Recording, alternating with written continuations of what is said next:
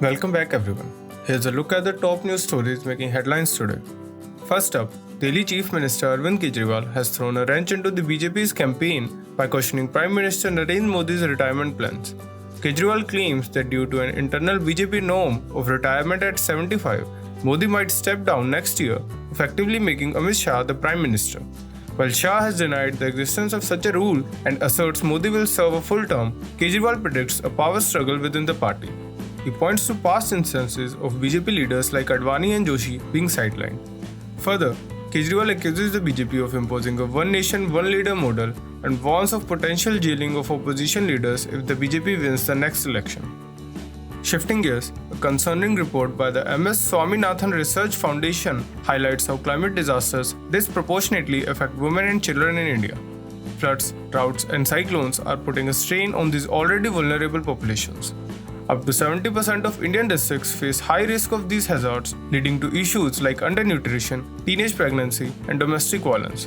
Regions like Bihar, Gujarat, and Uttar Pradesh are particularly at high risk. Experts warn of stunned growth, underweight children, and even early pregnancies due to climate-induced hardships. This is a complex issue demanding immediate attention and long-term solutions. Moving on, West Bengal is witnessing a political standoff between Chief Minister Mamata Banerjee and Governor C.V. Ananda Bose. Following allegations of molestation against the governor by a female employee, Banerjee has demanded his resignation and has even refused to enter the Raj Bhavan. She claims the CCTV footage released by the governor's office is edited and don't reflect the full truth. This incident has further escalated tensions between the state government and the central government appointed governor.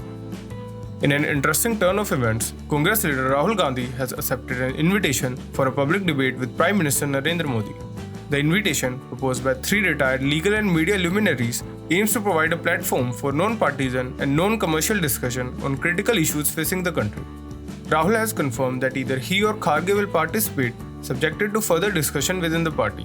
He stressed the importance of giving the public a chance to hear directly from political leaders. The invitation underscores the lack of recent meaningful discussions on crucial issues related to Indian democracy. This willingness to engage in a public debate is a bold move by Rahul Gandhi, though Modi's participation remains uncertain. Now let's take a look at the recent developments in the upcoming elections.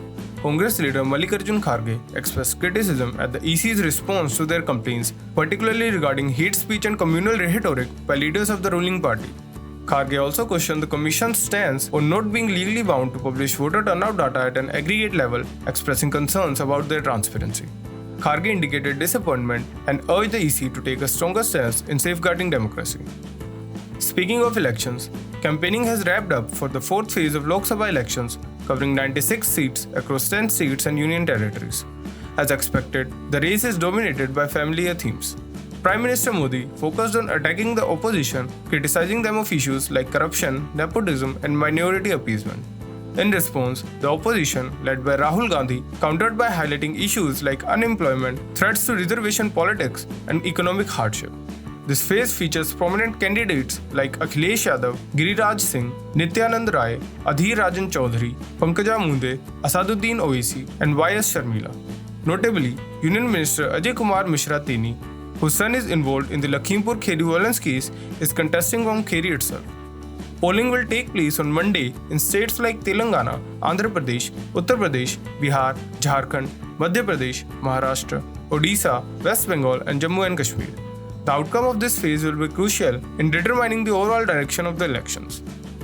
Switching focus, environmental activist Rohit Chaudhary is raising concerns about the recent long-distance transfer of an ailing elephant and her calf from Tripura to Jamnagar, Gujarat, a distance exceeding 3,000 kilometers. This transfer was ordered by a Supreme Court-appointed panel due to a medical emergency. However, Chaudhary questioned the necessity of moving the elephant so far, considering the established network of wildlife experts in the northeast region. He argues that local treatment options should have been explored before such a drastic move. Additionally, he highlighted the potential violations of Wildlife Protection Act of 1972 and the Captive Elephant Transfer and Transport Rules of 2024. These regulations mandate ownership certificates and genetic mapping, which seem to be missing in this case. The activist urges transparency from the panel regarding the justification and adherence to local protocols for such a sensitive transfer. Moving on to international news, the situation in Gaza remains tense as Israel expands its military operation into the densely populated city of Rafah. Tens of thousands of civilians are being forced to evacuate their homes as the Israeli military prepares to move closer to the central Gaza Strip, a heavily populated area. Israel claims Hamas, the Palestinian militant group, is regrouping in the devastated north and justifies this operation as a precaution. The international community, including the United Nations, is expressing grave concerns about a potential humanitarian crisis and a surge in civilian casualties as the conflict intensifies. Adding another layer of complexity, the United States, despite its traditional support for Israel, has taken a more critical stance this time. President Biden has refused to provide offensive weapons for the Rafah operation, criticizing Israel's use of American weapons in the war, suspecting breaches of international humanitarian law. While the US hasn't blocked weapon shipments entirely, this strong criticism marks a significant shift in the US-Israel relationship. Furthermore, tensions are rising between Israel and the United Arab Emirates. The UAE condemned Israeli Prime Minister Netanyahu's suggestion of including Gulf states in Gaza's future government. Although they maintain diplomatic ties, the UAE's rebuke shows a growing rift within the region. Turning to Afghanistan, a natural disaster has caused widespread devastation and claimed thousands of lives. Heavy seasonal rains triggered flash floods across the country, with the worst hit being Baghlan's province. Over 1,000 homes have been destroyed and more than 300 people are confirmed dead.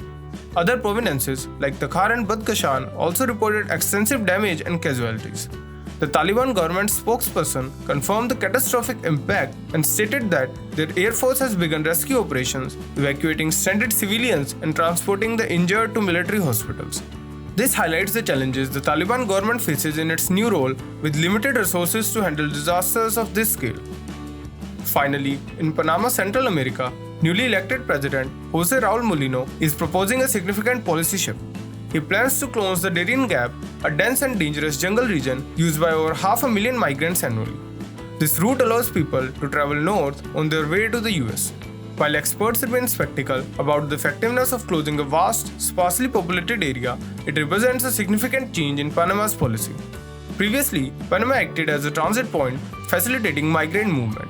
But now, President Molino views the Darien Gap as a national border and aims to stop migration through this route entirely.